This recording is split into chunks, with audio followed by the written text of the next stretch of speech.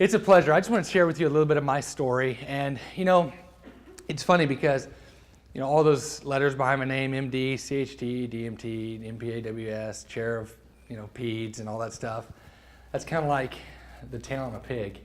It has nothing to do with the quality of bacon, right? So, and it's a privilege to serve people, but I have been in my entire life, when I was first born, I was born 28 weeks. And they told my parents that they would keep my body warm so they could hold me for the first and last time before they buried me. See, both my lungs collapsed and there wasn't much hope for my survival. They said that if I did survive, that I would be mentally and physically disabled, that I would never walk, that if I did, that I would spend the rest of my life in a wheelchair, that I'd be blind, mentally and physically disabled, and that I could sharpen pencils for a living. My parents, at that point, Mom, she mourned what she thought was going to be a normal child. And it was funny because as I got older, I have learned that we're all handicapped. Mine the world can see, but we're all struggling with something. You guys have something that might be expertly hidden. We've all got something that we want to try to overcome. We all have hopes and dreams. And my entire life has been a cycle of no. You'll never do this, you'll never do that. And I have learned that 10% of life is what happens to you and 90% is how you react to it. But that doesn't mean it's going to be easy. And one of the things I want to encourage you in the world that we live in and where you guys are at, you guys are entering into the most exciting and challenging times of your career as it begins to define you, as you begin to make choices on who you want to be as a man and woman, who you want to be as a professional, and where that journey is going to take you. And my journey started early, and I learned a lot of things, and I want to try to encourage you to tell you to find joy in your circumstances. And I just want to share a couple stories with you that hopefully does that, and just share with you my journey of becoming a pediatrician and a doctor today. And like I said, it all started when I was a baby. But then by 18 months, I still couldn't sit up. And I was diagnosed with cerebral palsy. And I'm a spastic diplegic, which means from the waist down, I'm affected with cerebral palsy. And just for those who don't know what CP is, before I get into more of my story, CP is a static encephalopathy, which is a fancy word that just means once the brain damage occurs, it stays the same. All right? You can't catch cerebral palsy, it's not genetic. And so by 18 months old, I still couldn't sit up like the other kids. And my parents thought that that obviously there was something very wrong. And so they took me to a doctor and they got an MRI. And on that MRI, it showed that I had cerebral palsy, spastic diplegia. So then I ended up having 16 surgeries. I had a selective dorsal rhizotomy in which they took the nerves in my back that caused the spastic firing. When I got older, I realized I got a trophy just for surviving it, just didn't realize what that meant. But that is the surgery that got me out and walking. And I want to encourage you guys today because you're going to hear a lot of no's. And this is the only thing I'll tell you, and since you have me to listen to, you have to hear this. I've learned one thing, that I'd rather walk with a limp in Christ than with a strut in the world. And I don't know what your faith are, what anything like that. We're not going to get into that, but that's one of the things that have empowered me and one of the things that's given me hope in my family, in my life. But when I got older, I went off to, I've been made fun of almost every day that I've gotten up. When I was in 4th grade, I was going to PE, and I was a substitute PE teacher. And I was trying to do jumping jacks, and of course me trying to do jumping jacks was a little clumsy, difficult for me to do. And he shouted out in front of everybody, said, "Hey kid, you're in 4th grade, that's the best you can do, quit clowning around." And that was the best that I could do. So I went home and I told my mom I didn't want to be me anymore. And she looked at me and she then took me to my bedroom. And she took me in the bedroom, she sat me down and she threw all my sheets out of the bedroom. Then she took all my toys and she took my Nintendo. And who doesn't love Nintendo, am I right? I mean, come on. So she took the Nintendo, she took my toys and all these things, and I was crying. And I said, how could the one person that I love in the whole world that cares about me do this and betray me? And she said, what can I take away from you? I said, I know, you took everything. She kept throwing everything out. She said, what can I take away from you? I said, I don't know. You took everything. She said, I can't take away who God made you and the spirit he gave you, that you're special and you're made here for a purpose. That didn't make much sense to me at the time, but I was okay with it. I said, just like my legs. Matter of fact, when I was younger, I digress a little bit. I woke up a few years before that and I said, what happened to, what's wrong with my legs? And she said, well, why don't you go ahead and go to sleep, and when you wake up, I'll tell you what's wrong with your legs. Now, before I finish that story, has anybody ever heard of The Good Doctor? Yeah, anybody watch it? All right. So I don't like to self-promote, but yeah, right? No, I don't. It's if you guys saw the website or saw my bio, The Good Doctor, I've had the privilege of going on 2020. That Good Doctor was written about me and another doctor with autism out of the Netherlands. And my mother and I wrote a book called God Bless His Little Legs, as you heard from Sarah. The reason it was called God Bless His Little Legs was when I was younger, it took me a long time to learn how to put my shoes on. I wore ankle-foot orthotics or braces. Those are in physical therapy. They're the special shoes that help kids have normal anatomy when they walk and they sit. And a lot of my surgeries, because the way the feet worked and the way the orthotics fit, I had a lot of chicken gristle or bone spurs that had to be removed. Well, it took quite a bit of process. I had to wear shoes that were 2 or 3 sizes too big. Got to have some good-looking shoes, though. Mom got to buy me brand new shoes every time because nothing would fit, so I just kept getting nicer shoes. But took a couple bit, and they would massage my feet. She would take my feet, and she would kiss them together, and she would say, God bless his little legs. Well, little did I know, when I got older, I always knew I wanted to be a doctor. And I don't know if you guys have watched The Good Doctor, or some of you have, I know. Do you guys remember the episode where he gets a plastic scalpel from his brother, and he puts it in his pocket? All right. That story, one of the producers has my book, and that story is part of what I'm about to tell you now. So I go back to when I was younger, and I asked my mom what was wrong with my legs. She took Bert, who was my favorite character, and she cut his arms off with a butcher knife. It gets better in a minute. She's not crazy, I promise. So, or maybe she is. That's a good thing too, right? But she cut off both of his arms, and she put him back on the hearth of the fireplace. And she said, when I got up, I said, oh my goodness, what happened to Bert's arms? And she said that when I was asleep, that Bert was in an accident. That doesn't mean that Ernie can't be his best friend, that he can't hang out with the Sesame Street characters, that he can't grow up and do everything he wants to do.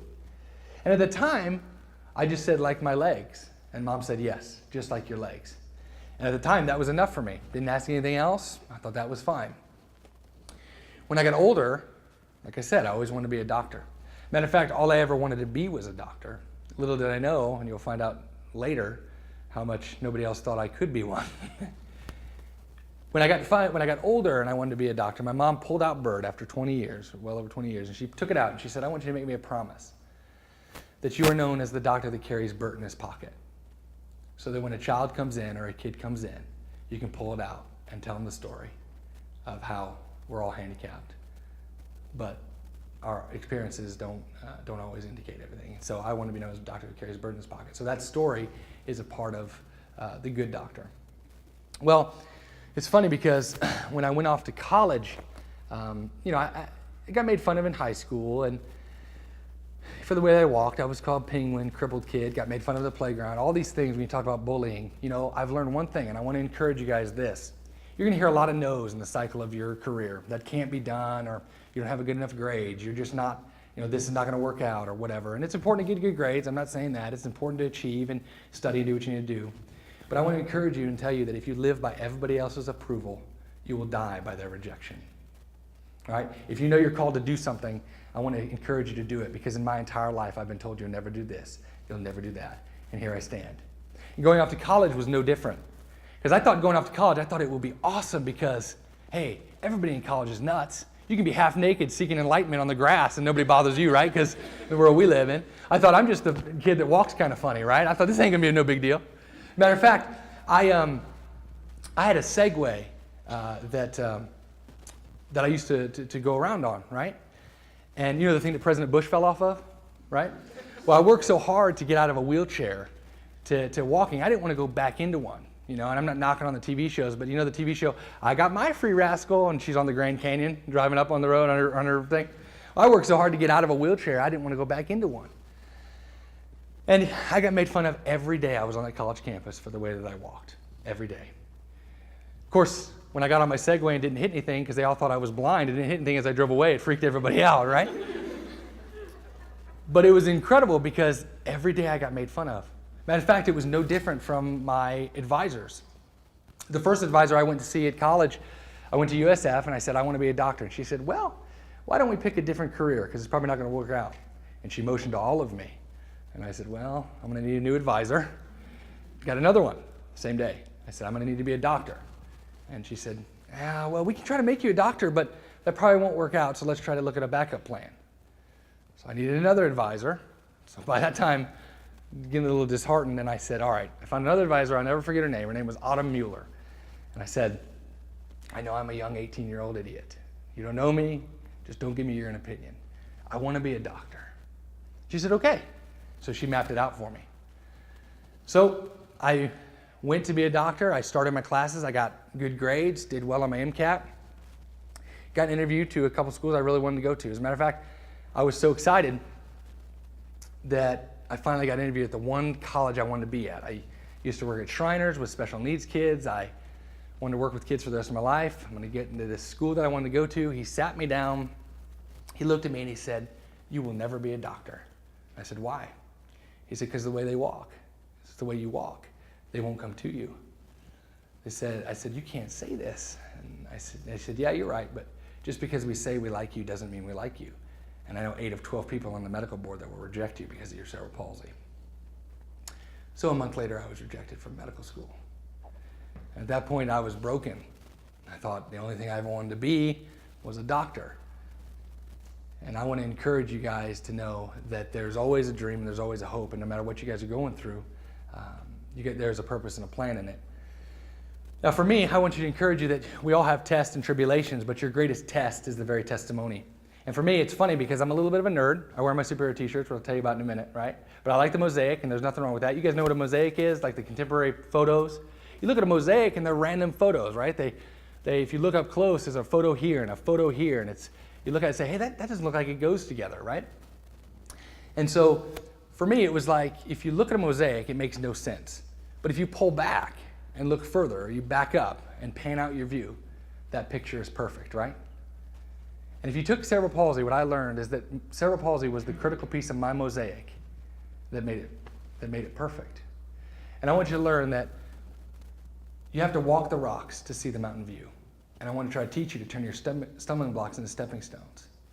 And I'm just going to tell you this, guys. You may like me or not. Hopefully you like me. But in the world we live in where everybody's entitled or they deserve something, no. We don't deserve anything. We just need to work hard and keep pushing forward, right? And I can only tell you that it's not about having a bad attitude and trying to get what you deserve. It's about buckling down and doing whatever it takes to get done.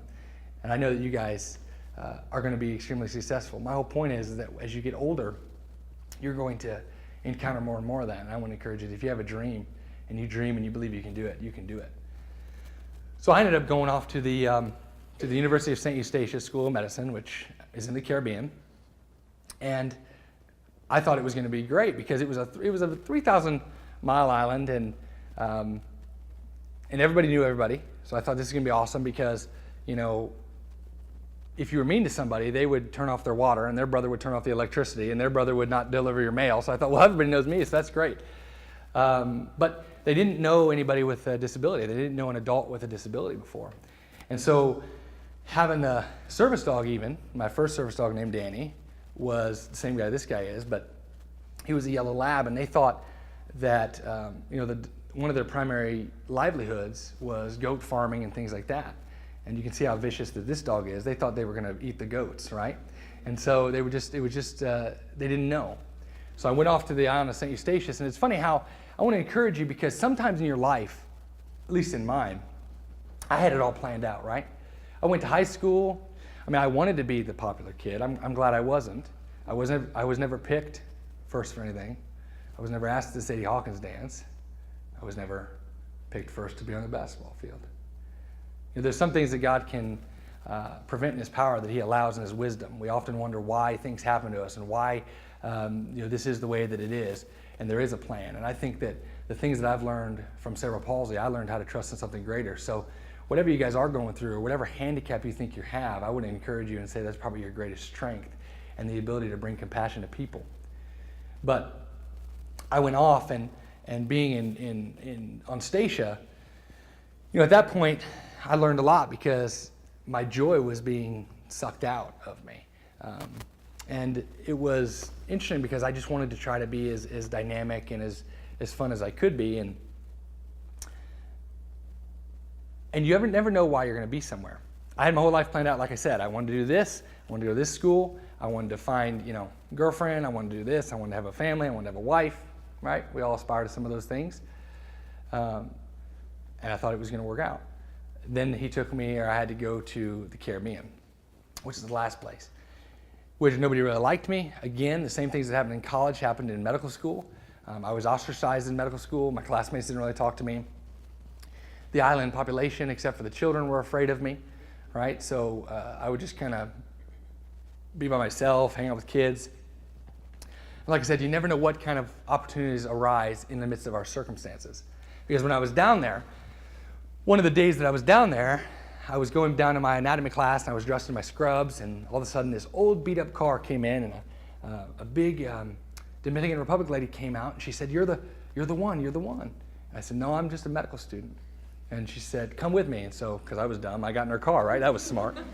So I said, yeah, why not? So I get in her car, and she takes me to meet Christopher, who was a boy with cerebral palsy, the only boy on island that had CP. And he was ostracized by the community, had a wheelchair that literally looked like FDR wheelchair. I'm talking about Franklin Delano, you know, the old polio wooden wheelchairs. That's what he had. And he was fighting with kids. He wasn't being talked to, and I was filled with compassion for this boy. And I said, I want to help him. And so I didn't know what I was going to do, but at the time, I was involved with some, of the student population, AMSA, things like that. And we did a benefit gala for this boy. We raised $9,000 for the boy. He ended up going to Shriners in Tampa, underwent 3 surgeries, and he learned how to walk. Right? Still keep in touch with him to this day. Had I not gone down there, I was able to demonstrate that a spirit was more important than a broken body, and he learned how to walk. Not only that, I've gotten to do some pretty cool things, but I met my wife on St. Eustatius, and I have a 3-year-old daughter. She's on her way to be 3 years old. So all of a small little island, I didn't think it was going to bring any opportunity for me, and it brought my entire family and really redefined my trek into medicine. We all want to look a certain way. We all want to be a certain way. And we all have a certain value, right? Or we think we do.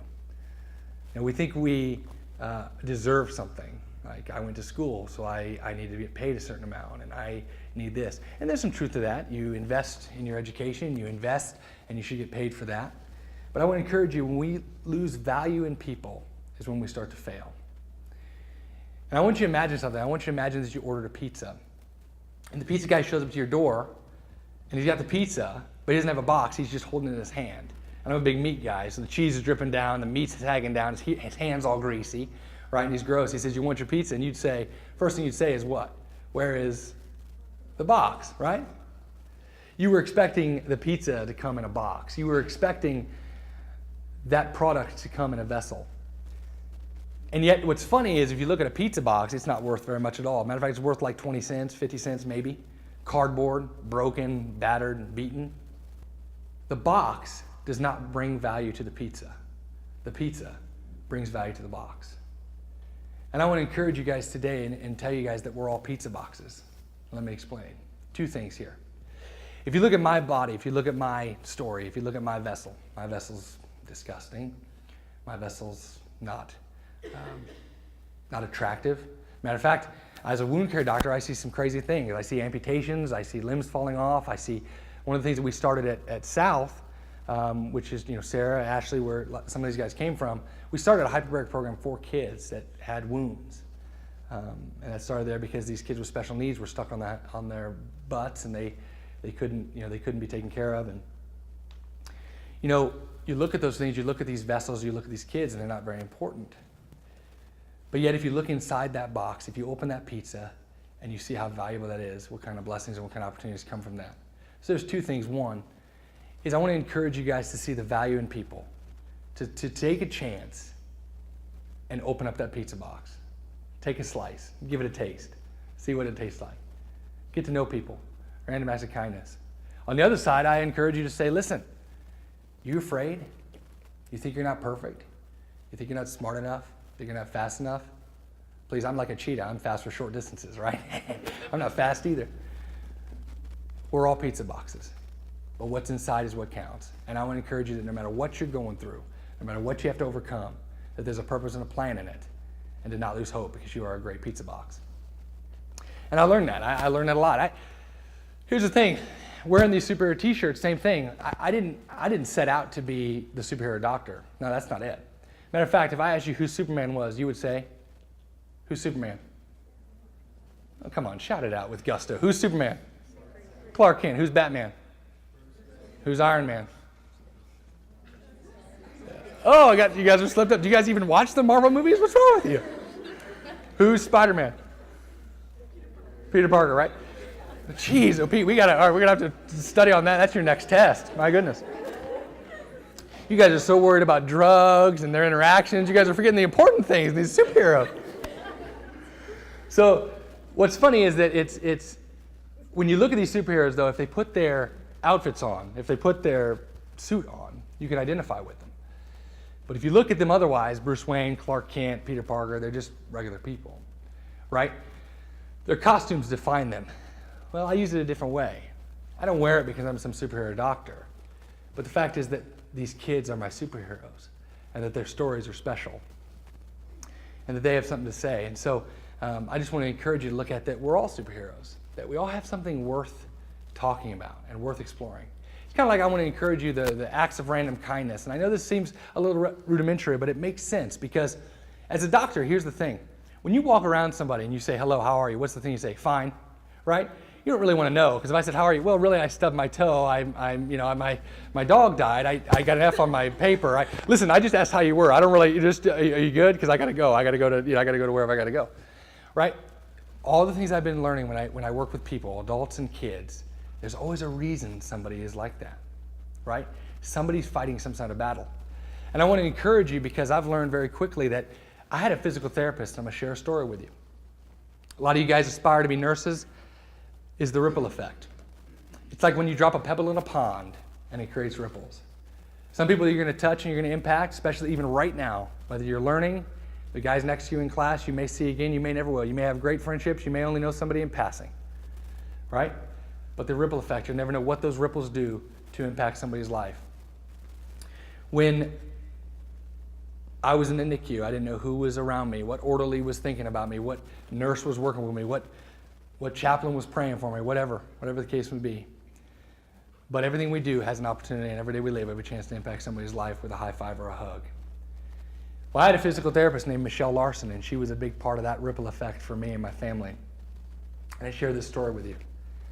So when I was younger, my mom was a helicopter mom, right? I call her the sweet potato, I'm not sure, but she's sweet as honey. But she was my mother bear, right? If somebody messed with me, Mama was going to get you. You don't mess with Mama. Mama ain't happy, ain't nobody happy, right? You guys know that, right? So Michelle said, hey, listen, you got to let Tyler get out and start playing with kids. You got to let Tyler be like the other kids. And it was around Easter time, and she said, if I could teach Tyler to bend over and pick up an Easter egg or pick up an object and put it in on his walker, because I used a walker, would you let him go to this Easter egg hunt? And Mom said, sure, that's cool. If you can teach him that, I'll go.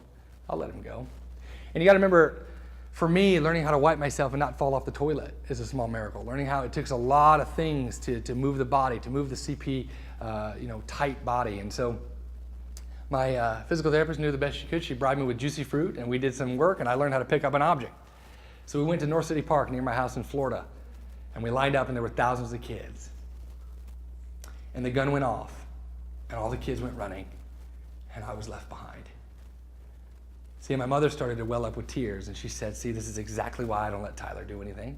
This is exactly why he's not going to go out and be anywhere, because I'm going to take him to this Easter egg hunt, and he's going to have no eggs. Nobody understands. She walked over to apologize for bringing me. Tears were in her eyes. She was crying. She looked down, and my basket was overflowing with eggs. She said, oh, my goodness, how in the world is your basket overflowing? I said, the kids are running so fast, their eggs are popping out of baskets. I'm bending over and picking them up. And at that point, as clear as day, it was just describing to my mother that my basket would always be overflowing with blessings. That I'll always take the time to go slow and pick up and realize what's supposed to be happening. And I want to encourage you, it's kind of like building a house. It interests me because if you look at, I don't know if any of you guys do this, and I just kind of try to learn as much as I can and take as much as I can from other things. And building a house, you look at the foundation. The foundation takes days. And you pour the concrete, you isolate and you find the land, you make sure it's elevated. You don't see anything, right? You do the concrete and all of a sudden, but everybody else wants to look at the trappings, wants to look what's inside the house, how big the house is, what's on the outside. I want to see the structure. But the foundation takes the longest to set. And if you build your foundation right, it can withstand anything. And I've learned that all throughout my life, having cerebral palsy, and then my trek to become a doctor as I stand today, all started on the foundation of cerebral palsy and how a tragedy turned into a triumph. And so really, I know this is more of a pep talk for you guys, no matter where you are with your studies. We got some seniors here. We got some juniors that are just starting out, or sophomores and freshmen just starting out. Some days it feels like, this is a breeze. Some days it's like, what am I doing except paying tuition and drowning, right? Yep, you feel me. I've been there. I've been right there, right? So but there is a purpose, and you're going to look back and say, this was the best decision I ever made. So if I can ever help you guys at all, let me know, because I do care about you guys, and I appreciate your time. So I want to just kind of open it up. Not putting anybody on the spot, but ask me any questions you guys want. Get to know you guys a little bit, because I'd love to talk to you, and we'll talk a little bit more. All right, thanks guys very much.